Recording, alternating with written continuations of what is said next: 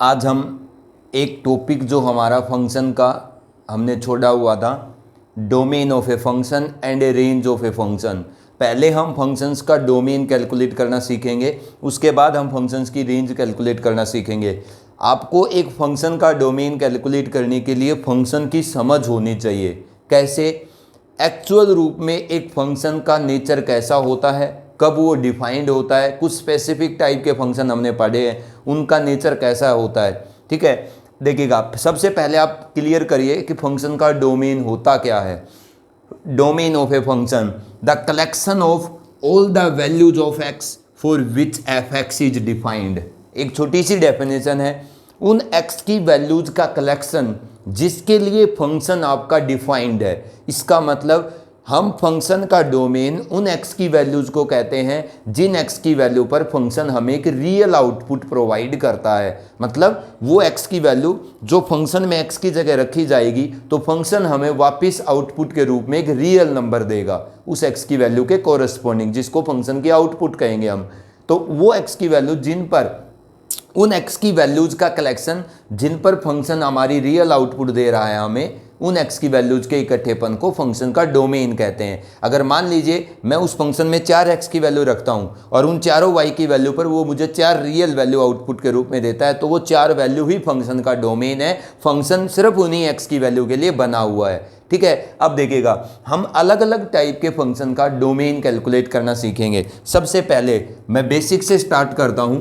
आपको ये क्लियर हो गया होगा कि वो एक्स की वैल्यू जिसके लिए आपका फंक्शन डिफाइंड है, दैट दोज एक्स की वैल्यूज का collection is known as the domain of the function. देखिएगा, सबसे पहले square root of f x, मतलब अलग अलग टाइप के फंक्शन का हम डोमेन कैलकुलेट करना सीखेंगे। उसके बाद one by square root of f x. Next क्या है बेटा?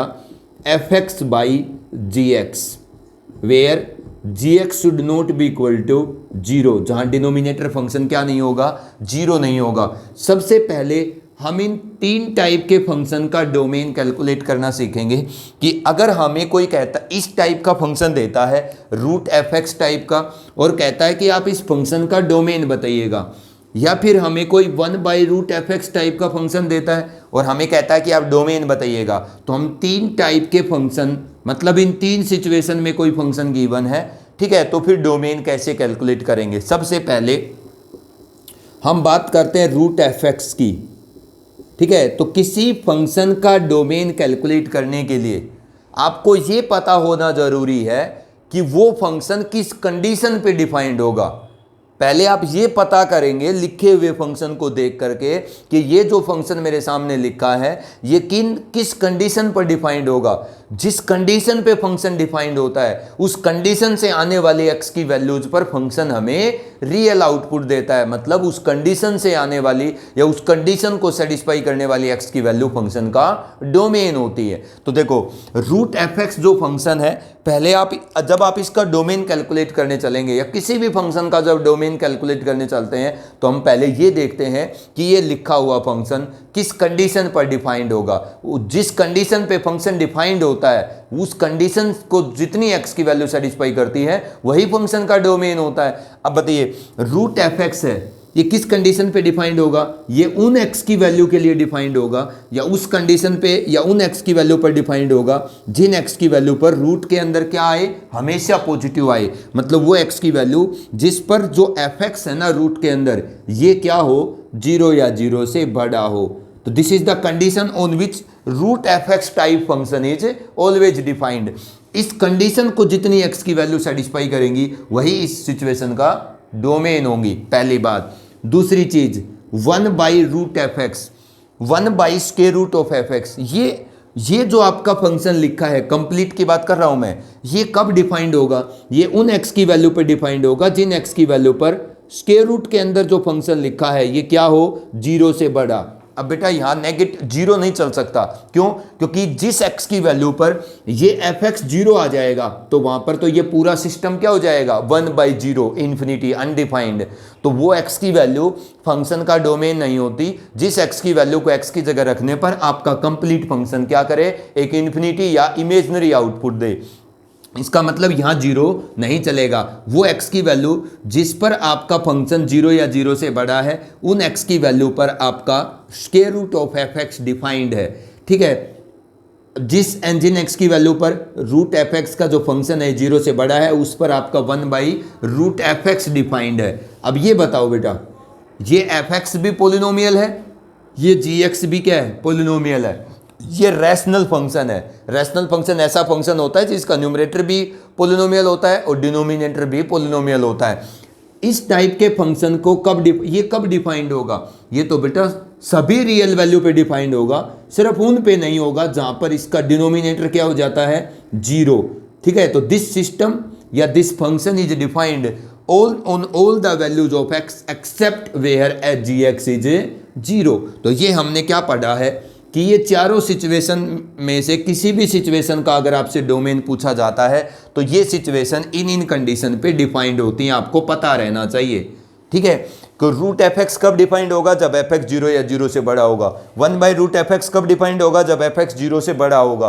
और f x by g x कब डिफाइंड होगा? सभी रियल वैल्यूज पर, सिर्फ किसको छोड़ दो, जहां पर आपका जी एक्स जीरो होता है, उस पॉइंट को छोड़ दीजिएगा। अब देखो बेटा, मैं आपको एग्जाम्पल दिखाता हूं तो किस तरीके से कैलकुलेट करवाता है। जैसे मान लीजिए आपसे कहता है कि वह आप एक्स स्क्वायर माइनस 3x इस फंक्शन का डोमेन बताइए। आप इसको एफ एक्स इसको y लिख सकते हो, एफ एक्स लिख सकते हो। मतलब ये आपका फंक्शन है root x square minus 3x। मैं क्या कर रहा हूं, मैं एक्सरसाइज 2.3 का क्वेश्चन नंबर 8 कर रहा हूं।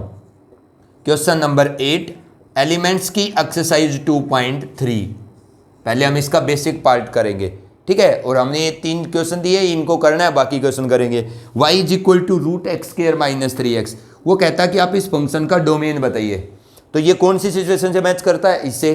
तो बताइए, रूट एफ एक्स टाइप का फंक्शन ऐसा है ना, ये जिस टाइप के फंक्शन का डोमेन पूछ रहा है इससे मैच कर रहा है। तो रूट एफ एक्स कब डिफाइंड होगा? जब रूट के अंदर वाला एफ एक्स जीरो या जीरो से बड़ा होगा। तो इसका डोमेन कैलकुलेट करने के लिए पहले मेरे को वो कंडीशन सोचनी होगी जिस पर ये डिफाइंड होगा। तो ये किस कंडीशन पे डिफाइंड होगा? जिन एक्स की वैल्यू पर एक्स स्क्वायर माइनस 3x क्या हो, जीरो या जीरो से बड़ा हो। अब आपको इसको सोल्व करना आना चाहिए, इनइक्वालिटी के एक्सप्रेशन को। कैसे सोल्व करते हैं? आपने क्या करना है, जो आपका इक्वलिटी के लेफ्ट साइड वाला पोर्शन है ना, उसको आप फैक्टराइज करो लीनियर फैक्टर्स की प्रोडक्ट में। करो इसको फैक्टराइज, x कॉमन आएगा, x minus 3 greater than equal to 0। तो इसका मतलब x minus 0 x minus 3 greater than equal to 0। आपने फैक्टराइज कर लिया लेफ्ट साइड वाले पार्ट को। अब आपने जो फैक्टराइजेशन हुआ है ना लेफ्ट साइड में, उसमें जितने लीनियर फैक्टर आए हैं उनको जीरो के इक्वल पुट करके जीरोज निकालो उनके। तो पहले लीनियर फैक्टर का जीरोज क्या है, 0। जो दूसरा लीनियर फैक्टर आया है इसका जीरोज कितना है, 3। बात सही है। अब इन दोनों जीरोज को आपने इंक्रीजिंग ऑर्डर में एक नंबर लाइन पर रिप्रेजेंट करता है, जिसका इधर वाला एंड माइनस इन्फिनिटी है, इधर वाला एंड प्लस इन्फिनिटी है। दोनों जीरोज को 0 और उसके बाद कौन, 3। मतलब आपकी कंडीशन का जो लेफ्ट साइड है उसको लीनियर फैक्टर की प्रोडक्ट में फैक्टराइज करो। जितने लीनियर फैक्टर आते हैं उनके जीरोज निकालो, उन जीरोज को इंक्रीजिंग ऑर्डर पे नंबर लाइन पर लिखो। अब नंबर लाइन को आपने बनाना आना चाहिए। कैसे? ये जो आपका फॉर्मेट है ना, स्टार इक्वेशन, स्टार इनइक्वालिटी, इसकी लेफ्ट साइड की नंबर लाइन बनाते हैं हम। सिर्फ किस साइड की, लेफ्ट साइड की। हमें वो x की वैल्यू चाहिए जिस पर हमारा ये जो पार्ट है ये 0 या 0 से बड़ा आए। मतलब ये जो दोनों की प्रोडक्ट है ये 0 या 0 से बड़ी आए। इसी का तो सिंप्लीफिकेशन है ये। देखो अब हम नंबर लाइन कैसे बनाएंगे? 3 से आगे 3 से बड़ी वैल्यूज है, 0 से 3 के बीच की वैल्यूज है, या 0 से छोटी वैल्यू है। 3 से आगे इन्फिनिटी तक जितनी भी x की वैल्यूज हैं, इस इंटरवल की कोई भी एक वैल्यू पिक करो और वो आप इस इनइक्वालिटी की लेफ्ट साइड में रखो x की जगह। इस इनइक्वालिटी की जो आउटपुट आती है लेफ्ट साइड की, उसका साइन चेक करो और वो साइन यहां लगा दो। इस इंटरवल की एक वैल्यू पर जैसा आउटपुट का साइन आएगा ना इस लेफ्ट साइड का, वैसा ही किसके लिए समझेंगे हम, इस इंटरवल की सभी x की वैल्यूज के लिए। तो बताओ, इस इंटरवल की कोई भी एक वैल्यू उठाओ, 5 उठा लेता हूं मैं। 5 के ऊपर ये क्या आएगा बेटा, पॉजिटिव। x की जगह यहाँ 5 रखूंगा, 5 माइनस 3 ये भी पॉजिटिव। दोनों की प्रोडक्ट भी कैसी, पॉजिटिव। इसका मतलब 3 से आगे वाली वैल्यूज के ऊपर आपकी इस इनइक्वालिटी की लेफ्ट साइड का रिजल्ट पॉजिटिव आएगा। सिर्फ रिजल्ट का साइन चेक करना आपने। 0 से 3 के इंटरवल का कोई एक वैल्यू पिक करो, 2 0 से 3 के बीच में आता है, 2 पर x 2 minus 0 positive, 2 minus 3 negative, तो दोनों की प्रोडक्ट क्या हो गई नेगेटिव। तो इस इंटरवल की सभी वैल्यू पर नेगेटिव आउटपुट का साइन आएगा लेफ्ट पार्ट का सिर्फ। 0 से छोटी कोई भी वैल्यू लो, -2 पे ये नेगेटिव, -2 पे ये भी नेगेटिव, प्रोडक्ट का साइन पॉजिटिव। इसका मतलब इन x की वैल्यू पर आउटपुट का साइन पॉजिटिव होगा। आपको क्या चाहिए, हमें चाहिए ये लेफ्ट साइड 0 या 0 से बड़ी। तो बताइए ये जो नंबर लाइन पर वैल्यू है ना, इन पर या तो आप ये जो पार्ट है आपका ये क्या बन रहा है 0 बन रहा है, आपको वो x की वैल्यू चाहिए जिस पर ये लेफ्ट साइड क्या है 0 या 0 से बड़ी। तो बताओ कहाँ आएगा 0 या 0 से बड़ा, इन x की वैल्यू पर आपका लेफ्ट पार्ट। ये किसका नंबर लाइन है, ये सिर्फ लेफ्ट पार्ट का। तो ये क्या बता रहा है कि आपका लेफ्ट पार्ट जो इनइक्वालिटी का है ये पॉजिटिव है इन x की वैल्यू पर या इन x की वैल्यू पर। इसका मतलब x belongs to the interval minus infinity, कभी भी क्लोज इंटरवल नहीं लगाना आपने कभी भी इन्फिनिटी पर, से कहाँ तक 0 तक। अब 0 को मैं शामिल करूंगा क्योंकि 0 पर ये लेफ्ट पार्ट क्या होगा 0, मुझे वो x की वैल्यू भी चाहिए ना जिस पर इज इक्वल टू 0 है। यूनियन ऑफ 3 से लेकर कहाँ तक बेटा इन्फिनिटी तक, ये हमारे पास वो x की वैल्यू है जिस पर आपका ये फंक्शन क्या है डिफाइंड है। तो इस तरीके से हम रूट एफ एक्स टाइप के फंक्शन का क्या करते हैं डोमेन कैलकुलेट करते हैं। तो रूट एफ एक्स टाइप का अगर फंक्शन है आपके पास तो इस तरीके से आप उसका डोमेन कैलकुलेट करेंगे। अब मैं एक और एग्जांपल करता हूं, आपने ये समझना है कि हम किस तरीके, पहले आपको ये सोचना है कि ये लिखा हुआ फंक्शन किस कंडीशन पे डिफाइंड होगा। उस कंडीशन को जितनी x की वैल्यू सेटिस्फाई करेंगी, ठीक है, वही x की वैल्यू के लिए आपका फंक्शन डिफाइंड है। मतलब जिस x की, अब जिन x की वैल्यू के लिए फंक्शन डिफाइंड है वो फंक्शन का डोमेन है। अब नेक्स्ट देखिएगा, मैं दूसरा पार्ट करता हूं, 1/x² माइनस, ये आपके पास पार्ट दूसरा है x² + 3x + 5।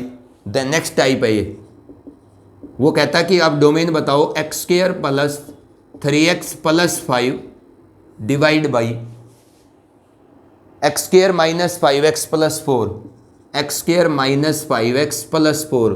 क्या कहता है कि आप इस फंक्शन का क्या बताइए डोमेन बताइए, ये कौन सी टाइप से मैच करता है। हमने सिर्फ आज 3 टाइप पढ़नी है, तो ये कौन सी टाइप से मैच करता है, तीसरी टाइप से, f(x/gx), जिसमें f(x) भी पोलिनोमियल, gx भी पोलिनोमियल और gx क्या नहीं होना चाहिए 0 नहीं होना चाहिए। तो बताइए ये इस टाइप से मैच करता है। इस टाइप के इस ये जो आपका रैशनल फंक्शन है इसका डोमेन क्या होगा, सारी रियल वैल्यूज, सिर्फ किसको छोड़ दो जिस पर आपका gx क्या होता है 0 होता है, बाकी सभी रियल वैल्यू पे ये रैशनल फंक्शन डिफाइंड होगा जो पोलिनोमियल बाई पोलिनोमियल का डिवीजन है। तो इसका डोमेन पूछ रहा है तो इसी से मैच करता है। तो रैशनल फंक्शन है f(x/gx) टाइप का जिसका gx नहीं है, इसका डोमेन क्या होगा इस फंक्शन का ऑल रियल वैल्यूज, सिर्फ वो हटा दो जिस पर आपका gx क्या हो जाता है 0। इसका मतलब वो x की वैल्यू हटानी है जिस पर इसका डिनोमिनेटर 0 होता है। तो आप क्या करो इसके डिनोमिनेटर के जीरोज निकाल लो, ये चेक कर लो कि इसका डिनोमिनेटर किन x की वैल्यू पर 0 हो रहा है। कैसे निकालेंगे जीरोज, -4x - x + 4 = 0 फैक्टराइजेशन से बेटा।